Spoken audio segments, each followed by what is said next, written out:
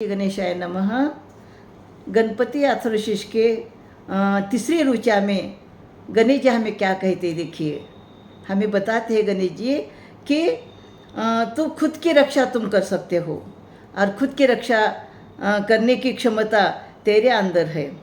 फिर बाद में वो क्या कहते हैं, अववक्ताराम, यानी आप बोलते समय अच्छी बातें बोले, अच्छी बातें करें और बोलते समय यह ध्यान रखें कि आपके बोलने से किसी का मन दुखी न हो।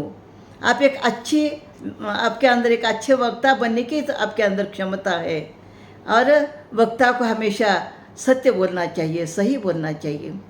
फिर बाद में वो क्या कहते हैं, अवश्रोताराम, हम हमेशा अच्छी बातें सुने।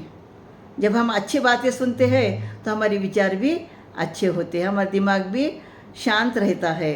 और जब कोई सामने वाला व्यक्ति हमें कुछ बताता है तो उसकी बातों को अनसुनी न करें, उसकी बातें ध्यानपूर्वक सुने।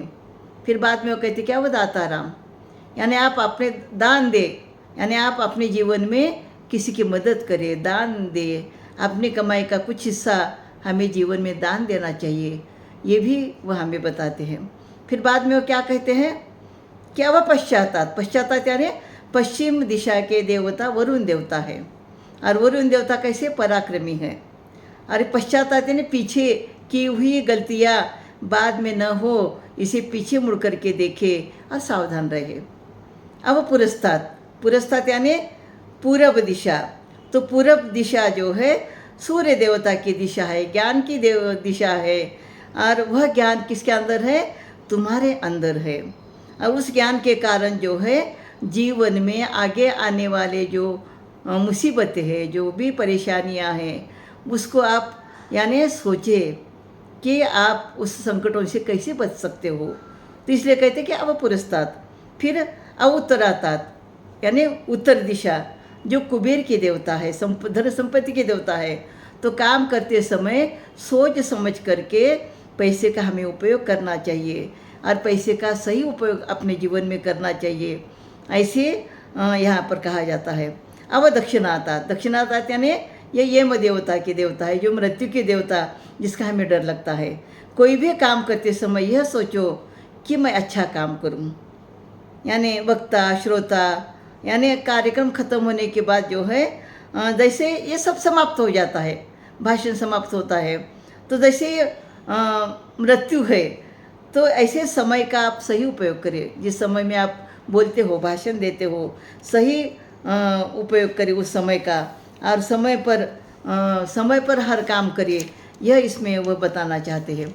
उसके बाद वह कहते हैं कि ऊपर की जो दिशा उध्वज, यानी ऊपर की जो दिशा है भगवान की है, ईश्वर की दिशा है, नीचे की जो दिशा है राक्षस की दिशा है।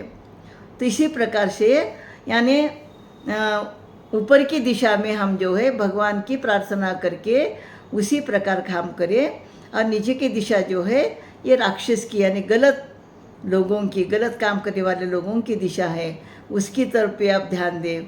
तो गणेश जी दिशा के माध्यम से हमें अपने अंदर की जो ऊर्जा है उस ऊर्जा की योग्यता हमें बताते हैं और हमें अपने आप में समृद्ध, धनवान और आध्यात्मिक हम अपने आप को बना सकते हैं। वह क्षमता हमारे अंदर है। तो भगवान के अच्छे गुणों का हमें स्वीकार करना चाहिए और जो अच्छी बातें कहते वही तो भगवान है ना।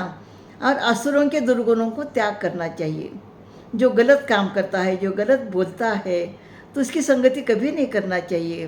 तो ये दिशा के बारे में यहाँ पर गणेश जी ने हमें बताया है।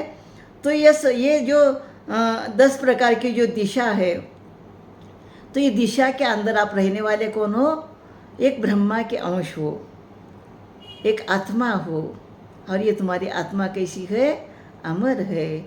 और इसलिए इस दिशा का ख्याल रखते हुए तुम्हें तुम्हारे जीवन में काम करना है।